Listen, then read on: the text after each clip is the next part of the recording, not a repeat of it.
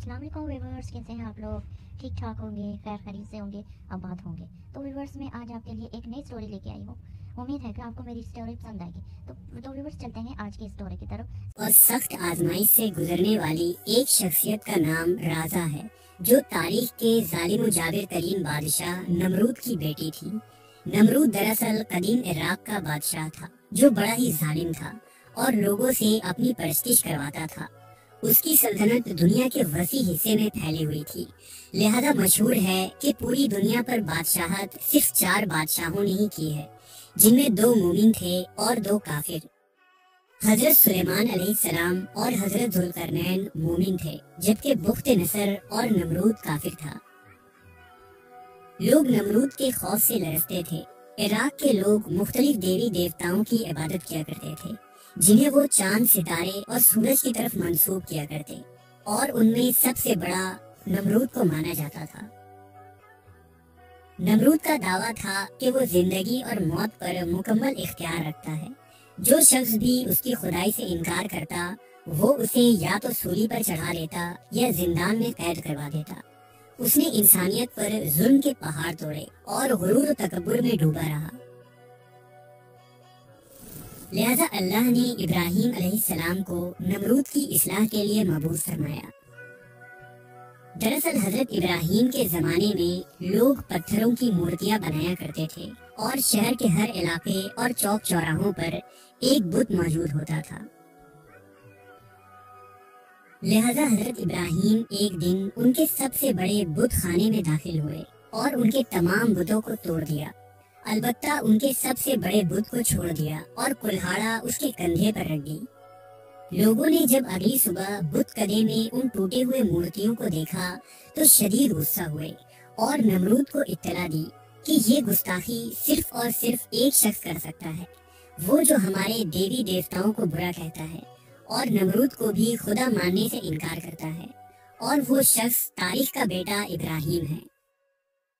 लिहाजा नमरूद के हुक्म से हजरत इब्राहीम अलैहिस्सलाम को गिरफ्तार करके उसके दरबार में पेश किया गया। दरबार में मौजूद लोगों ने हजरत इब्राहीम से कहा कि ए इब्राहीम, तुमने हमारे खुदाओं के साथ ये सलूक क्यों किया है? इस पर हजरत इब्राहीम ने कहा, ये तुम्हारे उस बड़े बुत ने किया होगा, क्योंकि कुल्हाड़ा तो उसके कंधे पर है।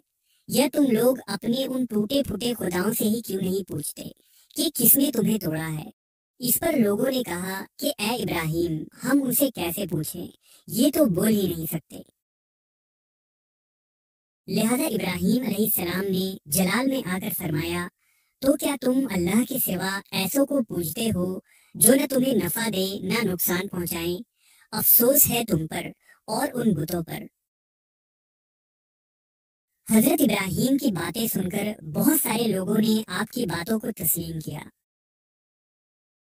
हजरत इब्राहीम मुसलसल लोगों को तबलीग करते रहे और लोग आपकी पुख्ता दलाइल और अच्छी गुफ्तगू की वजह से तेजी से मुसलमान होने लगे। इस तरह मुसलमानों की तादाद में दिन ब दिन इजाफा होने लगा। नमरूद ने जब इब्राहीम अलैहिस्सलाम की तबलीग का चर्चा सुना तो वो सोचने लगा कि इस तरह अगर इब्राहीम के पैरोकारों में इजाफा होता रहा तो मेरी सल्तनत खतरे में पड़ जाएगी। लिहाजा नमरूद के हुक्म से हजरत इब्राहीम को कैद खाने में बंद कर दिया गया। रिवायतों के मुताबिक हजरत इब्राहीम को 40 दिनों तक जेल में बंद रखा गया और फिर नमरूद ने हजरत इब्राहीम को बतौर सजा आग में जला देने का फैसला किया। नमरूद के हुक्म से शहर के वस्त में एक 4 दीवारी कायम की गई, जिसकी बुलंदी 100 गज थी। इसके मुकम्मल होने के बाद इस 4 दीवारी को लकड़ियों से भर दिया गया।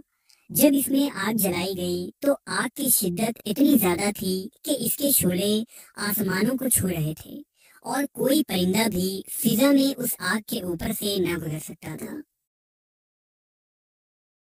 अब नमरूद के सिपाही इस सोच में पड़ गए कि इब्राहीम को किस तरह इस आग में डाला जाए। लिहाजा शैतान ने उन्हें मंजनीक बनाने का मशवरा दिया और इसे बनाने की तरतीब भी सिखाई। उलमा मुफस्सरीन ने लिखा है कि दुनिया में बनाई गई पहली मंजनीक वही थी जिसे शैतान ने कूफा में बनाया था।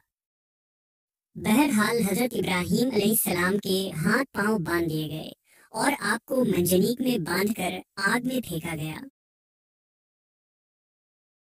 جیسے ہی حضرت ابراہیم اس دہتی ہوئی آگ میں جا کر گرے تو اللہ کی طرف سے آگ کو حکم ہوا کہ اے آگ فوراً حضرت ابراہیم پر ٹھنڈی اور سلامتی والی ہو جا۔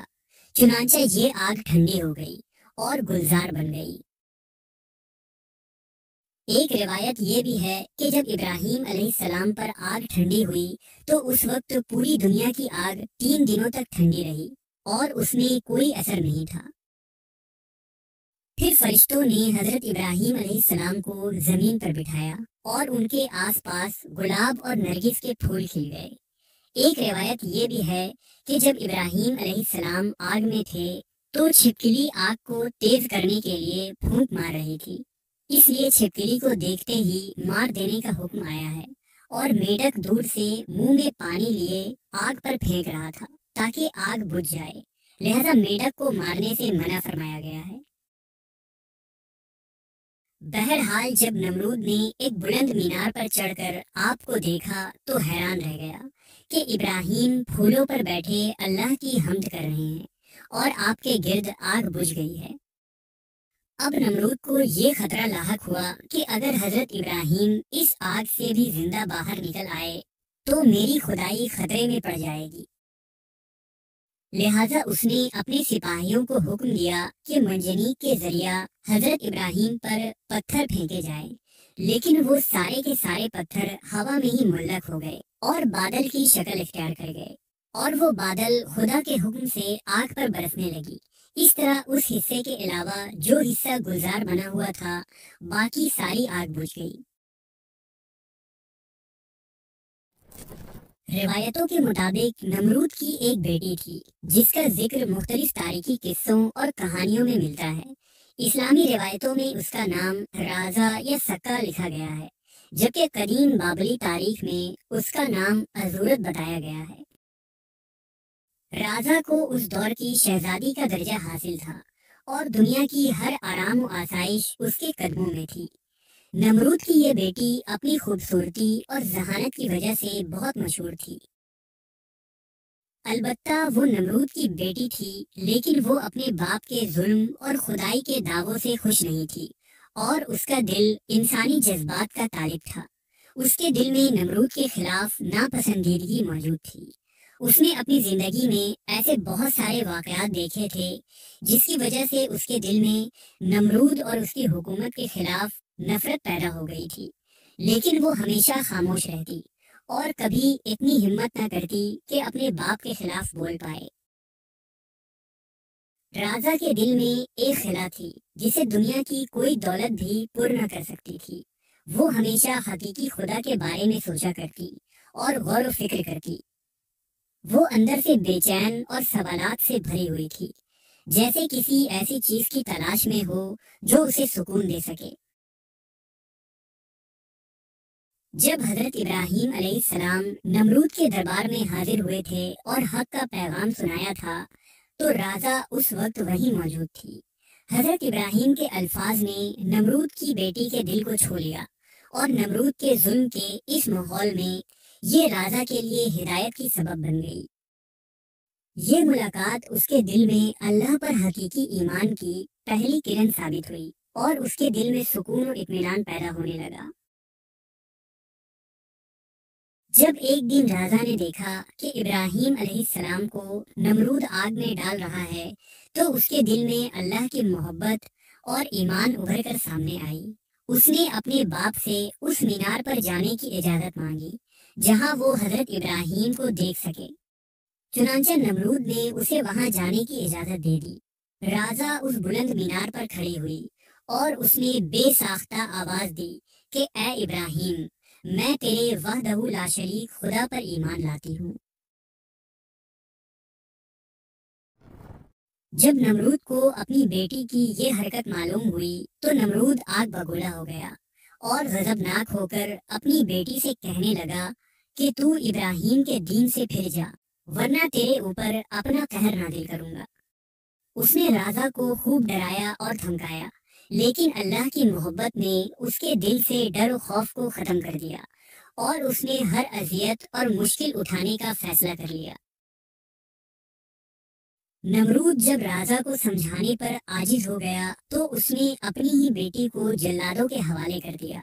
جلادوں نے راجا کو دھوپ میں لٹا کر ان کے ہاتھوں میں میخیں ٹھوک دی۔ راجا نے اس تکلیف میں اپنے رب کو پکارا، لہذا اللہ نے جبرائیل علیہ السلام کو حکم دیا کہ میری اس بندی کو صحیح و سلامت ابراہیم تک پہنچا دو۔ لہذا جبرائیل نے راجا کو حضرت ابراہیم کی خدمت میں پہنچا دیا۔ ابراہیم علیہ السلام اپنے گھر والوں اور راجا کو لے کر شہر بابل سے ہجرت کر گئے اور کنعان میں جا بسے۔ ابراہیم علیہ السلام کی ایک کنیز قطورہ سے آپ کے ایک بیٹے مدین تھے۔ ابراہیم علیہ السلام نے راجا کی شادی اپنے بیٹے مدین کے ساتھ کر دی۔ اللہ نے مدین کی نسل میں خوب برکت دی اور ان کی نسل خوب پھلی پھولی، جسے بنو قطورہ کہا جاتا ہے، اور اس خاندان میں بہت سارے انبیاء کرام پیدا ہوئے۔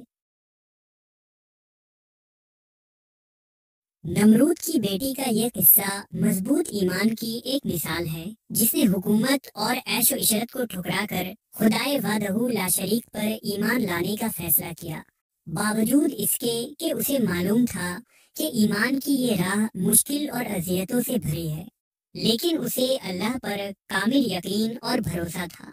یہ کہانی ہمیں سکھاتی ہے کہ ایمان کی طاقت دنیا کی ہر طاقت سے بڑی ہے۔ راجا کے اس کامل یقین اور پختہ ایمانی نے اسے بلند درجہ پر فائز کیا، اور ان کی زندگی اہل ایمان کے لیے ایک مثال بن گئی کہ حقیقی ایمان میں دنیاوی آسائش محض ایک دکھاوا ہے جس کی کوئی حیثیت نہیں ہے۔ روایتوں کے مطابق راجا نے